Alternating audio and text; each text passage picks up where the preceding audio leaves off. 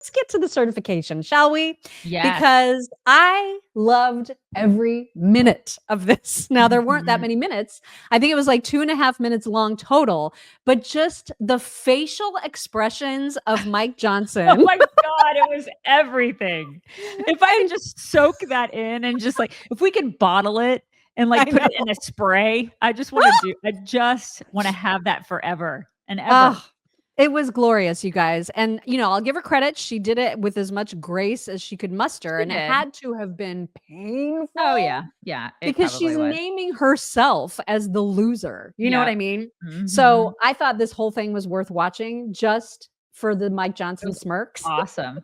and for the applause. It's just Yes. glorious. Is it So time here is, for Donald Trump uh-oh, to apologize? that's not it. Wrong video. I'm sorry.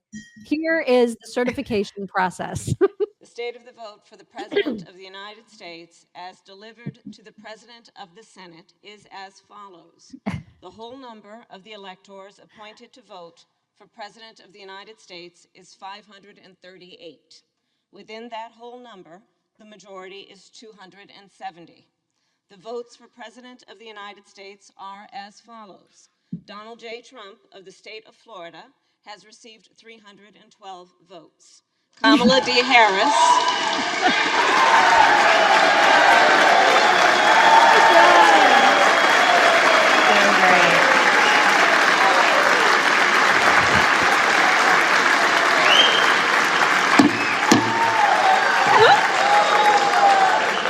Kamala D. Harris of the state of California has received 226 votes. Oh my God.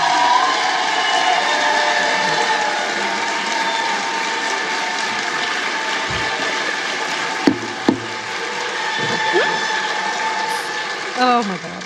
The whole number of electors appointed to vote for Vice President of the United States is 538. Within that whole number, a majority is 270. The votes for Vice President of the United States are as follows. J.D. Vance of the state of Ohio has received 312 votes.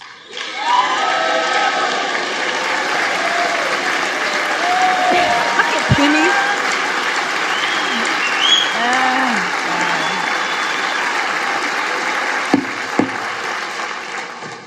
Tim Walz of the state of Minnesota has received 226 votes. Look at Mike.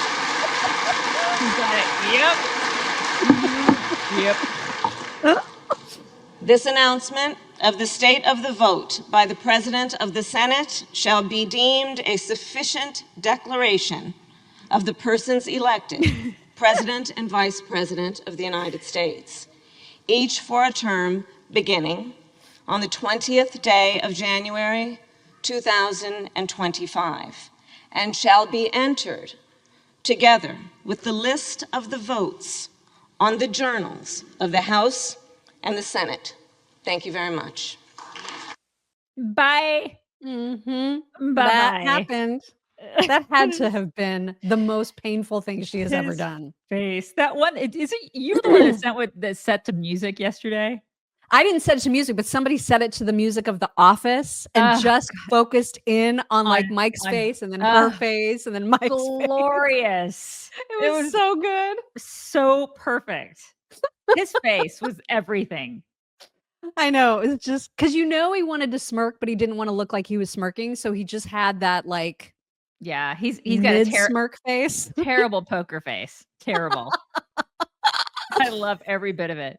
I know we've talked about them in the year prior, but I don't think we've talked about coat defense in 2025, and we're going to talk about them because of this amazing preventative powder. This is their main, this is the product. This is the product that made me be like, ooh, coat defense. This is a company to buy stuff from because this powder works as a preventative and a treatment powder for so many of the skin conditions that affect your dogs, you guys. And if you have a really grungy, old, stinky, sweaty, smelly dog bed, which I love, of course. Yeah. It's probably not great for your dog. Even though it smells like them and you love it, that's actually where a lot of yeast infections and other things that irritate their skin and their ears and their paws can come from. But if you just sprinkle this in their dog bed on the regular, you're actually kind of disinfecting it in a way. And you're making sure that they're not going to get harmed from the potential bacteria that's festering in there. So this, again, it works great as a preventative, also as a treatment powder. You can even sprinkle it right into their ears when they're dealing with itchy ears. And you can also get their dog shampoo, which is fantastic because it doesn't strip away the skin oils that they need, which a lot of other dog shampoos do. So check out all their products. They've got amazing stuff at coatdefense.com. When you use code CHICKS, you will save 15% off of your entire order. It's coatdefense.com. And then after, because again, we showed you a video of her pre-certification, then during certification, and then she also spoke post-certification again to talk about how basically awesome she was for doing her clerical job. Here's her post-certification. Well, today was obviously a very important day, and it was about what should be the norm and what the American people should be able to take for granted, which is that one of the most important pillars of our democracy is that there will be a peaceful transfer of power. And today I did what I have done my entire career, which is take seriously the oath that I have taken many times to support and defend the Constitution of the United States, which included today performing my constitutional duties to ensure that the people of America, the voters of America, will have their votes counted, that those votes matter, and that they will determine then the outcome of an election. I do believe very strongly This is my favorite. that America's democracy is only as strong as our willingness to fight for it. Every single person, their willingness to fight for and respect the importance of our democracy. Otherwise, it is very fragile, and it will not be able to withstand moments of crisis. And today, America's democracy stood.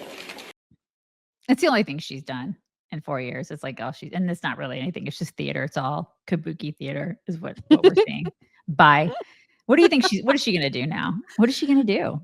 She's going to be governor of California. You think? Well, Godspeed, California. Godspeed.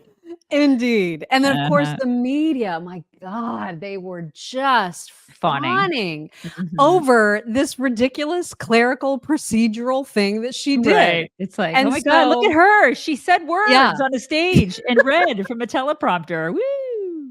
And so leave it to Jenny to calm down the CNN panel who was basically trying to canonize her. And here is Scott putting them in their place. What's next for you? What's next for you?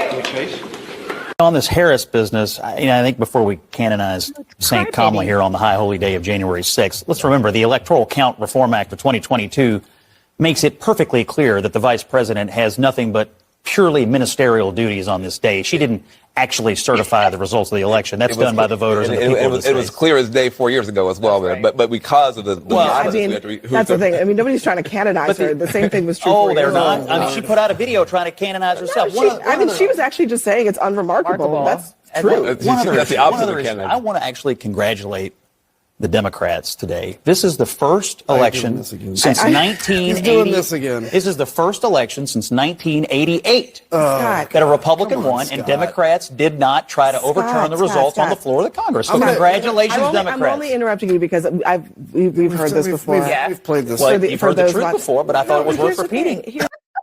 I just love him. I absolutely love him. And I'm surprised. I think Adam was at least crying on the inside. He was wanting to cry on the outside. He was like holding it back. Oh my God. Such a wuss.